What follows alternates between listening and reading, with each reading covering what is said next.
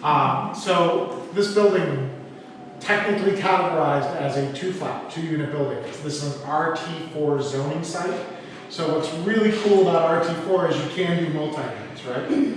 There are a lot of lots in the city of Chicago that are RS3, much more challenging to do a multi-unit. Stephen, if you have questions about the zoning code, please ask Stephen, he is our zoning nerd. The idea of building buildings like this throughout Chicago makes a lot of sense because this building fills a couple voids. One, most people can't afford a large single-family home, new construction, especially in the city of Chicago. It's just too expensive. We need homes that have income attached to them to help people afford them, because that helps people into home ownership. This building, you know, when somebody goes to finance this building and purchase this building, they can use rental income towards their income, and it's literally like having a cosigner. That income helps you buy the building, right? So we need to look at solutions to affordability that don't require construction cost adjustments, because for the most part, construction costs are going up, right? They're already high and they're rising. And it's not like we can start thinking about ways to build cheaper or horrible buildings, because that's not a great idea either. Some places in this country, like Texas, will build the cheapest house the law will allow, right? And the reality is that that's not good for the consumer, that's not good for our communities long term. We want high quality housing. These houses are going to be here for 100 years.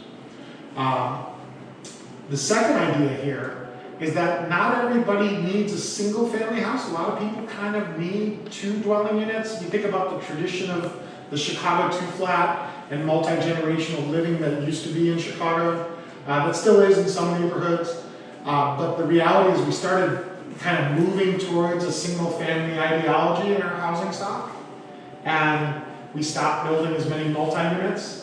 And then those existing multi-units don't really serve the needs of an aging population and kind of the mix we have, right? They've got stairs to get into. The units are usually co-equal, so you know, a single person living in a space that's the same size that a family's packed into, that doesn't work, right? So we need unit mixes that allow different functional utility, what we call functional utility, which is bedroom and bath counts, right? So this building is a solution to a lot of that. It's one proposed solution. So there's a powder room on this floor around the corner, and then the stairs go upstairs. We've transitioned to oak hardwood floors on the staircase as we go up. Upstairs you have a 3-bed, 2-bath layout, so that's really the kind of private side of this house. It's where everybody lives, it's where people do their homework.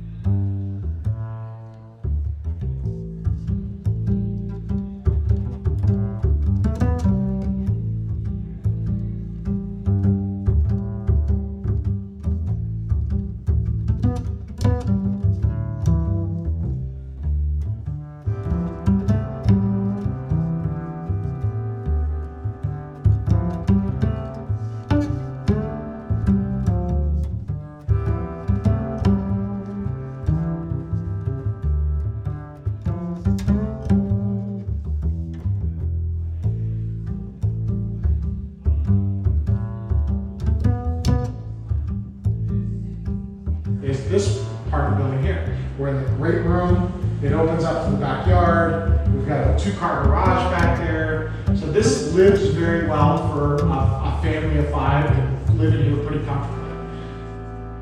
And then when we're done taking a look at this unit, you can go around to the other unit in the front and you'll see exactly how that one lays out and how it complements this one and how they interface.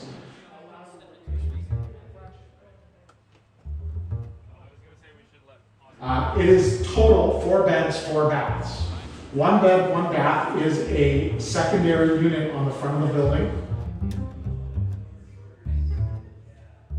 The footnote on this building today, and it's a footnote today, it's part of our ethos at Greenline, but is this building is all electric, it has no gas, it produces its own power on its roof, it's airtight, it's built to the next generation building standard that we're all working towards. All the good builders in Chicago are working towards airtight construction. There's 2 closets in there. That first closet behind you can actually become a pass-through to the ADU unit inside the building if somebody wanted to do that. We could literally open up the wall, and that allows people to go in between the 2 units without leaving the building. So we think that's important, especially for the multi-generational component, right? So if you can imagine, you have an elderly relative there, they can help you with childcare here because they can be in your building, right? And they don't have to deal with stairs in this building because it's on grade. That's another design consideration around trying to make sure this works for people and what their needs are. That secondary unit is really, really good for, you know, related living, rental income, making the house more affordable, adding a 1-bedroom to the market area for rental. You can think about all the different ways that this kind of unit mixing benefits a community today.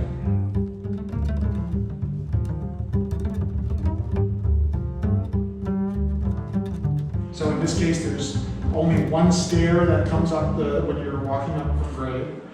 So it's easier to make it more accessible for an older population or for a mobility challenged population. So when I say ADUs and design can really solve a lot of problems, this is sort of one of the examples of that. Right? Another big problem it solves, and this is more of a real estate problem, an economic problem, is new construction is very expensive. So when we build new housing, and in Chicago we need a lot of new housing, we have a couple choices. We either make housing cheaper and literally make cheaper houses, which is not a great idea, right? We want our houses to be long-lasting, durable, to provide for the community in a long-term way. So building high-quality housing is really important. And we're able to keep them high quality and still attainable by having rental income that can be used to help that person qualify for the house. So if you think about multi-generational homebuyers, a lot of times there's somebody helping with the purchase, maybe, like, you know, that person's using their wealth or credit to help finance this. The other side of it is that even if that person doesn't exist and this is just a family moving into this unit, they can use the rental income from that 1-bedroom to help afford the unit. So thank you all so much for coming out tonight. I hope it's kind of helped bring home a little bit what that sort of multi-unit zoning and multi-unit living can look like, and add a little bit more context to whenever it comes up in conversation.